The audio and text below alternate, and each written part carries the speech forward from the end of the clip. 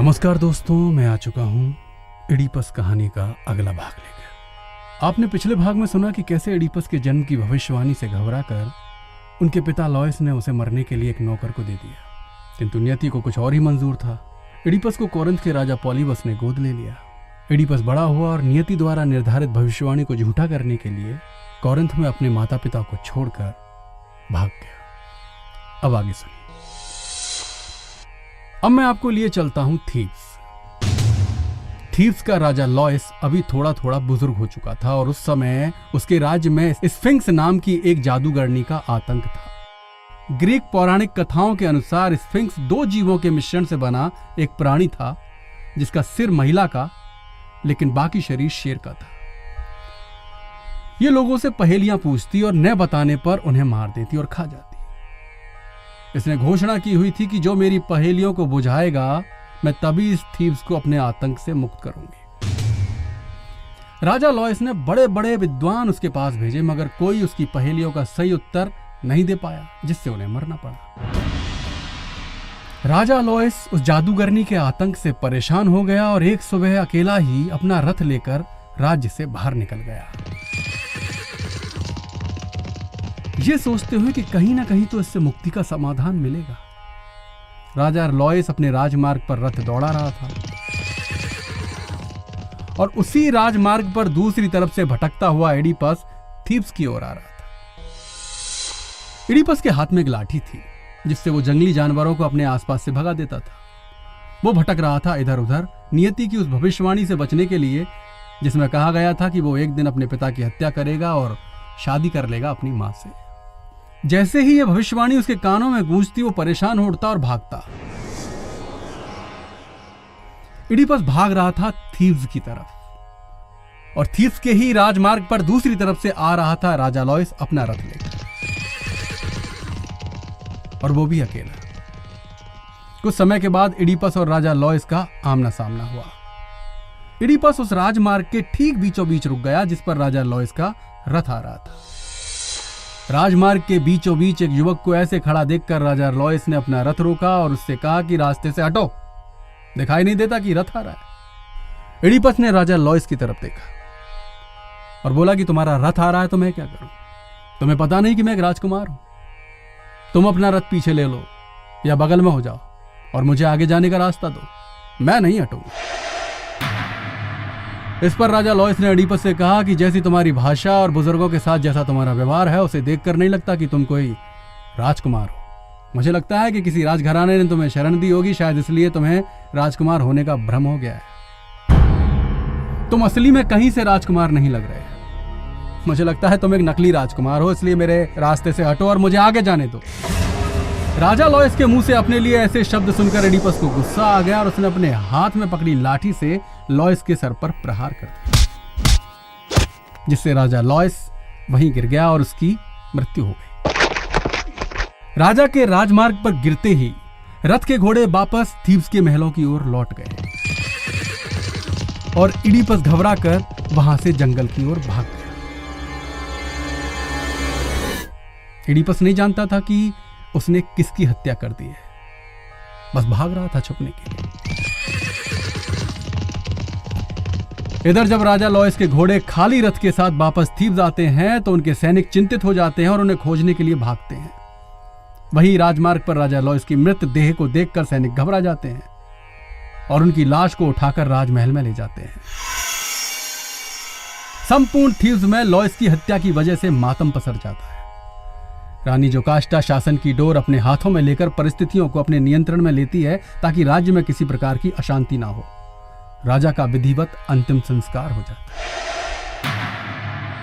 और वक्त धीरे धीरे गुजरता है, किंतु राज्य में कोई यह पता नहीं लगा पाता कि राजा लॉयस की हत्या कैसे हुई और किसने की। कुछ समय के बाद इडिपस भटकता हुआ थीब्स पहुंच जाता है, वहीं अपने असली जन्म स्थान पर, लेकिन उसे इस बात का बिल्कुल भी पता नहीं।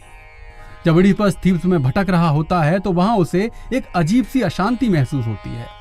वो देखता है कि लोगों के अंदर एक डर है, कोई अधिक समय के लिए अपने घरों से बाहर नहीं निकल रहा है। इडिपस थीब्स में एक चौराहे पर आता है जहां उसे 2-4 लोग मिलते हैं। वो उनसे पूछता है कि भाई, मैं यहाँ नया हूं, क्या मुझे यहाँ कहीं रुकने के लिए जगह मिल जाएगी? तो उनमें से एक आदमी बोलता है कि अगर तुम यहाँ नए हो तो यहाँ से भाग जाओ, क्योंकि यहाँ पे एक जादूगरनी का आतंक है। वो जिसे भी अकेले में देखती है उससे एक पहेली पूछती है और उत्तर नहीं देने पर उसे मार देती है।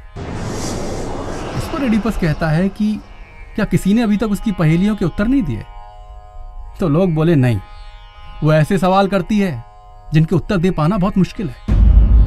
यह सब सुनकर एडिपस कुछ सोच ही रहा था कि तभी उसे एक मुनादी की आवाज सुनाई दी, जिसमें घोषणा की जा रही थी कि सुनो सुनो सुनो, महारानी जोकास्टा के आदेशानुसार जो भी व्यक्ति थीव्स को उस दुष्ट जादूगरनी के आतंक से मुक्त करवाएगा उसे इनाम में थीव्स का राजा घोषित किया जाएगा और महारानी जोकास्टा उससे विवाह करेंगी।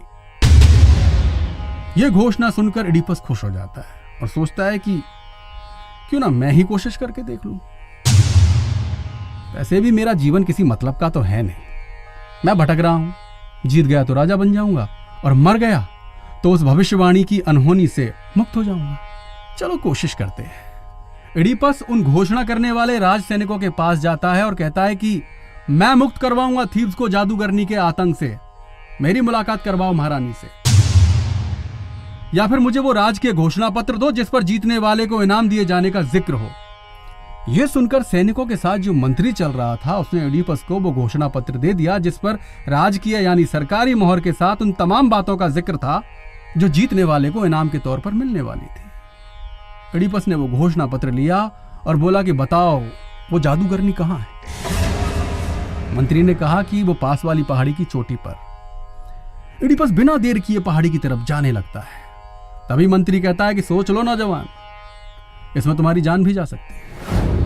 एडिपस मंत्री की तरफ मुस्कुराता है और बिना कुछ कहे पहाड़ी की तरफ निकल जाता है। लोगों की भीड़ पहाड़ी के आसपास इकट्ठी हो जाती है ये देखने के लिए कि ये नौजवान क्या करने वाला है। एडिपस पहाड़ी पर पहुंचता है और स्प्रिंग्स को यानी उस जादूगरनी को ललकारता है और बुलाता है। एडिपस कहता है, कहां हो जादूगरनी, आओ और पूछो मुझसे वो सवाल, वो पहेलियां जिनके उत्तर न देने पर तुमने कई मासूमों को मौत के घाट उतार दिया। तभी उसके सामने वो भयंकर जादूगरनी आती है। चेहरा एक महिला का मगर पूरा शरीर शेर का। भयानक इतनी कि उसे देखकर कोई भी डर जाए, लेकिन एडिपस उसे देखकर डरा नहीं। जादूगरनी ने एडिपस से कहा कि क्या तुम मेरे सवालों का जवाब दे पाओगे? नहीं दे पाए तो मृत्यु निश्चित है तुम्हारी। इस पर एडिपस ने कहा कि इस दुनिया में अपने सवालों के जवाब खोजते खोजते मैं इतना समझदार तो हो चुका हूं कि अब किसी साधारण सवाल का जवाब देना मेरे लिए कठिन नहीं होगा। इस पर जादूगरनी ने कहा कि मेरे सवाल, मेरी पहेलियां इंसान को उलझा देती हैं। एडिपस ने कहा, समय जाया मत करो और सवाल करो, पहेली जो पूछना है पूछो।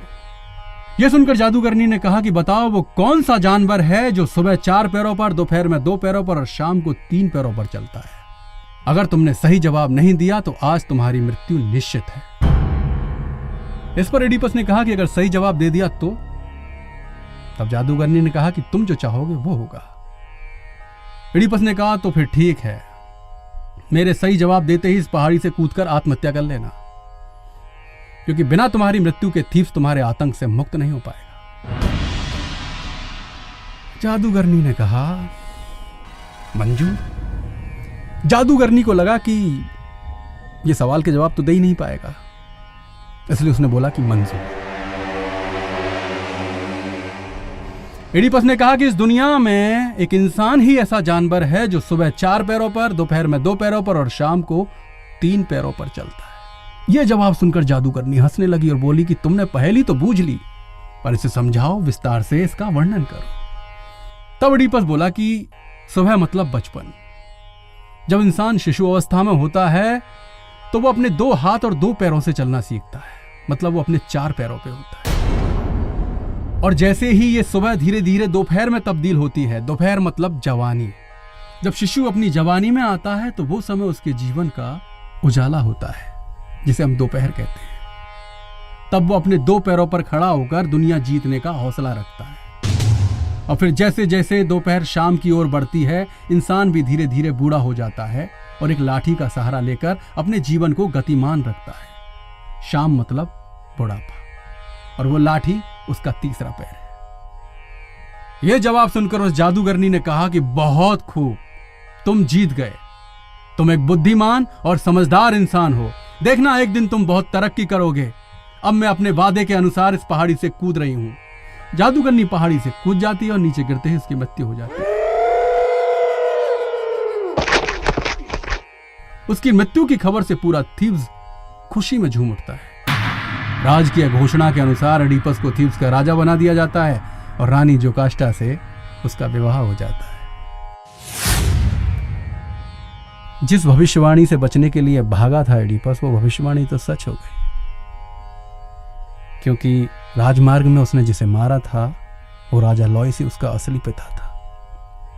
और जिस रानी जोकास्टा से एडिपस की शादी की गई वो असली में उसकी मां थी।